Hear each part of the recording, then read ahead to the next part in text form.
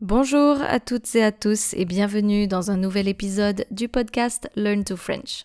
Je m'appelle Eden et j'enseigne le français. Hello and welcome to another episode on the Learn to French podcast. If you are new here, my name is Eden and I teach French. So hello again. I have been away for quite a while and I am back, slowly getting back to work. I'm very happy to be back on my podcast, and I just wanted to let you know that I simply needed a break. But once again, I am very happy to be back, and I will slowly start uploading new episodes again. So in today's episode, we are going to talk about the IPA, the International Phonetic Alphabet in French, or API, l'alphabet phonétique international. But before I start, you can click on the link in the show notes and you will be able to read the article as well. So first things first, what is the IPA? L'alphabet phonétique international, qu'est-ce que c'est? So the IPA is an alphabet system that is meant to guide pronunciation in all languages. So the letters, which are actually sounds, so the letters of the IPA are often presented between brackets. So that's why if you're reading a dictionary or even if you're working on a textbook, on a French textbooks, sometimes you will see letters, characters that are in between brackets, and it kind of looks like the alphabet, but some characters are different.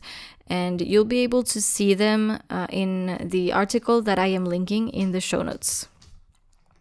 So why should you learn the IPA? I mean, why would it be useful to learn the IPA? Pourquoi est-ce que ce serait utile d'apprendre l'API, l'alphabet phonétique international?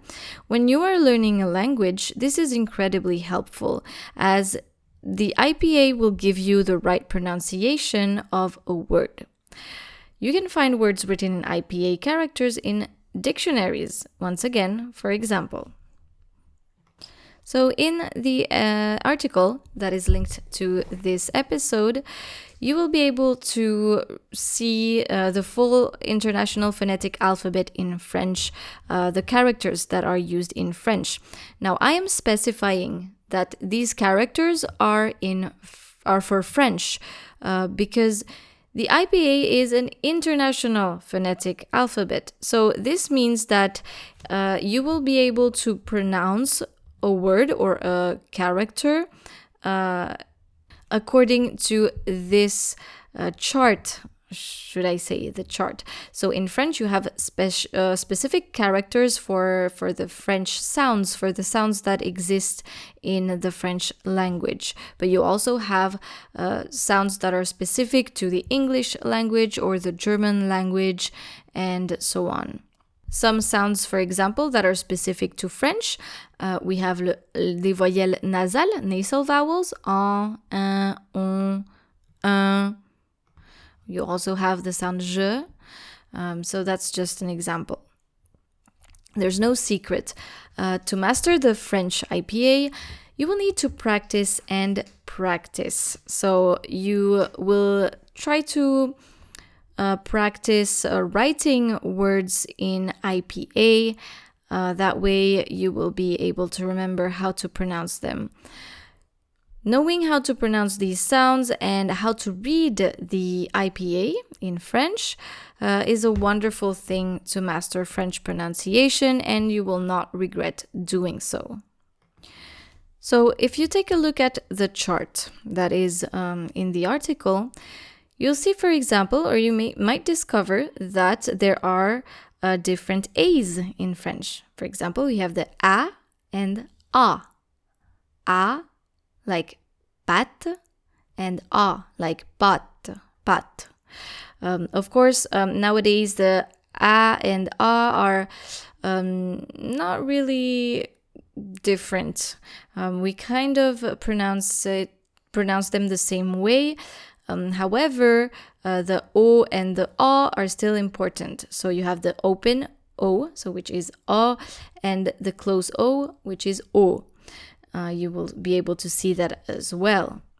Of course, you can also see that we have different pronunciations for the letter E, or E. Those are sounds that are important as well. We have all the nasal vowels, un, on, and the two ways to pronounce EU, like E or E. E, E. So maybe this is something that you already know, or maybe you've learned something today. But I simply wanted to share the knowledge of the IPA in French, l'alphabet phonétique international. And also, just for fun, I wanted to link an exercise that you can find online on the internet regarding the IPA. And usually these exercises are called la transcription phonétique du français, so phonetic transcription for French. And I think I really enjoy these kind of exercises. So if you are interested, you can simply check these exercises or by clicking on the link in the show notes or by going on the article and clicking there as well.